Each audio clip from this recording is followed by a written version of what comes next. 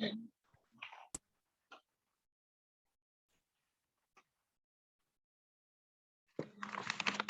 हम स्टार्ट करते हैं कोर्सर एंड फाइनर टोपोलॉजीज से। बुक का तो मैंने बताया था सबको,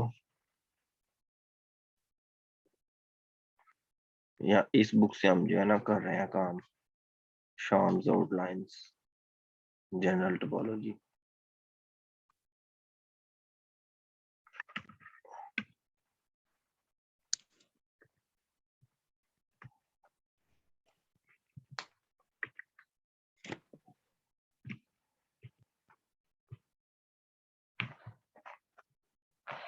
कोर्सर एंड फाइनर टोपोलॉजीज में ये है कि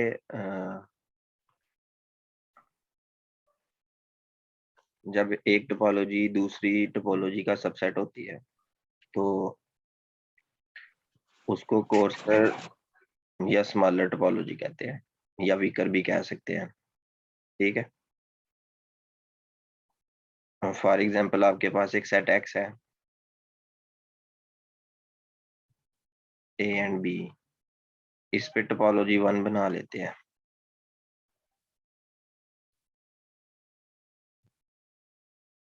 empty set X A B, और टोपोलॉजी 2 बना लेते हैं एम्प्टी सेट एक्स ए, और टोपोलॉजी नंबर 3 जो है ना वो है empty set X and B. तो ये आपके पास 3 टोपोलॉजीज हैं।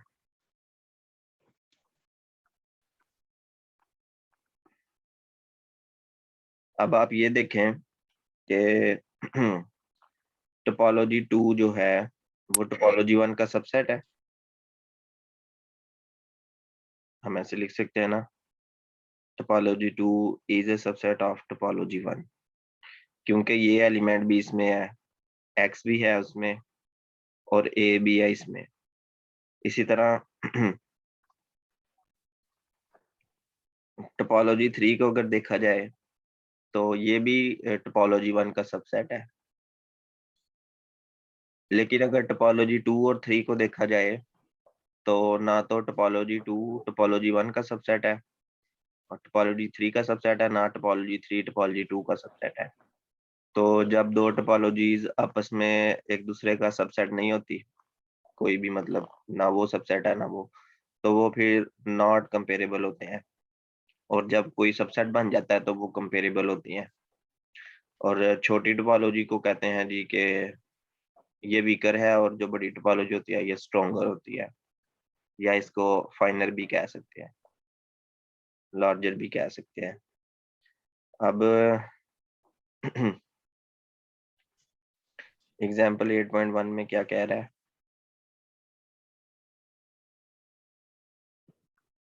कह रहा है कि जो डिस्क्रीट टोपोलॉजी होती है और जो इनडिस्क्रीट टोपोलॉजी होती है उनमें रिलेशन ये होता है कि इनडिस्क्रीट टोपोलॉजी सबसे छोटी होती है, फिर कोई टोपोलॉजी आती है, फिर डिस्क्रीट।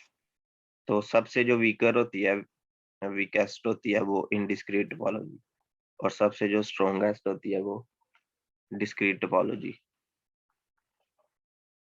इसी तरह 8.2 में कह रहा है, consider the cofinite topology and the usual topology on the plane R square. तो ये आपके पास आर स्क्वायर आ गया। अब हम आर स्क्वायर पर सबसे पहले कोफाइनाइट टोपोलॉजी को देखें, टोपोलॉजी ऑफ कोफाइनाइट। तो ये आपके पास आ जाएगी, इसमें तमाम वो पॉइंट्स आ जाएंगे, या हम ऐसे कह सकते हैं कि इसमें एम्प्टी सेट होगा, आर स्क्वायर खुद होगा, और ऐसे ओपन सेट होंगे जिनका कॉम्प्लीमेंट जो है ना वो फाइनाइट, ठीक है, फाइनाइट रेडियस जो है ना, फाइनाइट रेडियस डिस्क होगी।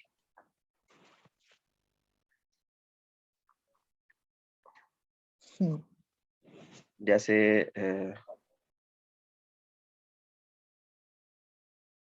ये आपके पास ये जो सर्कल है, इसके बाहर जितना भी जो है ना वो आ गया, इस सर्कल के बाहर जितने भी पॉइंट्स है ना, वो सारे ही इस जगह पे अगर हम लिख दें, यू की जगह पे लिखते हैं, तो जैसे ही इन सारे पॉइंट्स का कॉम्प्लीमेंट करेंगे तो आप इस सर्कल के अंदर आ जाओ। ठीक है, तो ये जो सर्कल है इसका रेडियस ऑफ फाइनाइट है।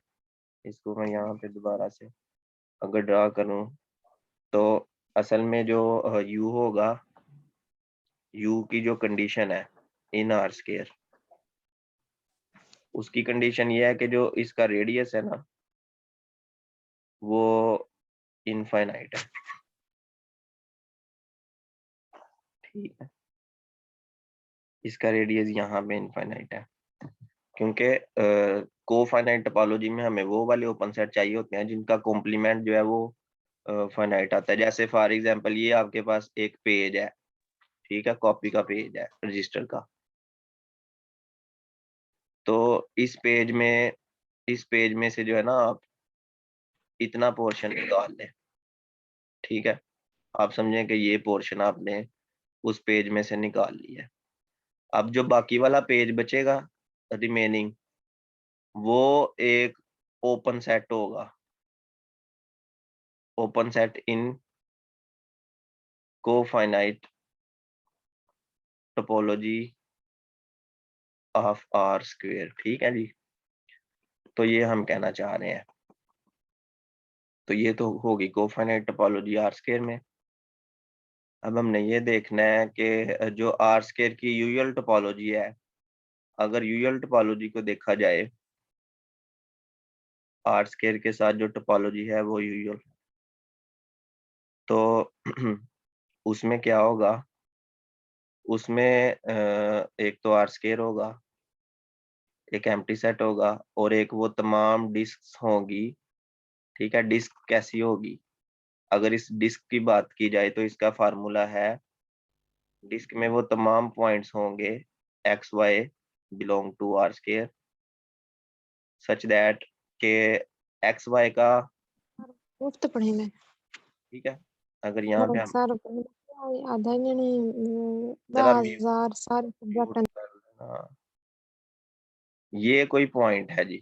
अब इस पॉइंट को इस सर्कल का हम मान लेते हैं जी सेंटर, और ये आपके पास आ गया डेल्टा रेडियस। ठीक है, अब सेंटर इसका जो एक्स कोऑर्डिनेट है वो a1 है, और जो वाई कोऑर्डिनेट है वो a2 है।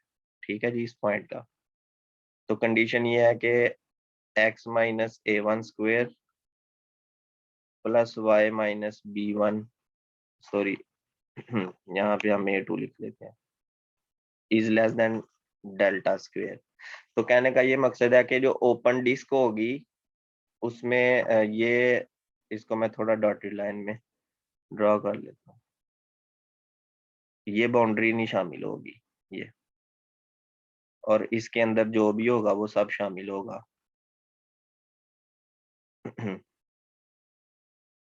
ये सारा, तो इसको हम डिस्क डी बोल रहे हैं। तो ऐसी तमाम डिस्क जो हैं आर स्क्वायर में, आप कहीं पे भी जो है ना आप बना सकते हैं, यहाँ पे, तो कहीं भी आप आर स्क्वायर में जितनी भी आप डिस्क बना रहे हैं वो आ गई, एक एम्प्टी सेट आ गया और एक आर स्क्वायर खुद आ गया। अब आप ये देखें कि मोस्ट ऑफ द जो पोर्शन है वो ब्लैक लाइंस ने कवर किया होगा या इन डिस्क्स ने कवर किया होगा।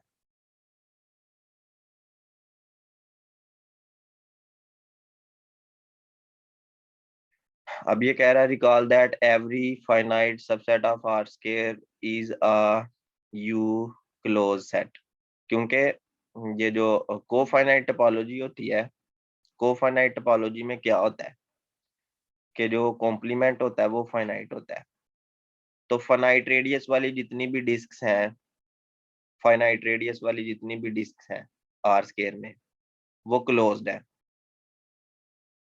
तो hence the complement of any finite subset of R square, any member of T is also a member of U open set।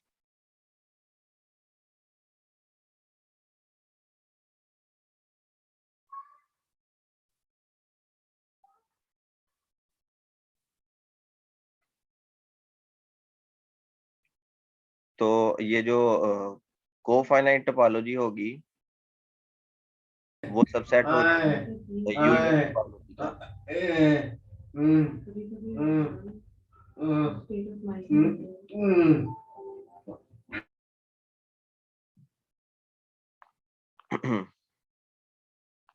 ठीक है जी, माइक ऑफ रखा करें अपने।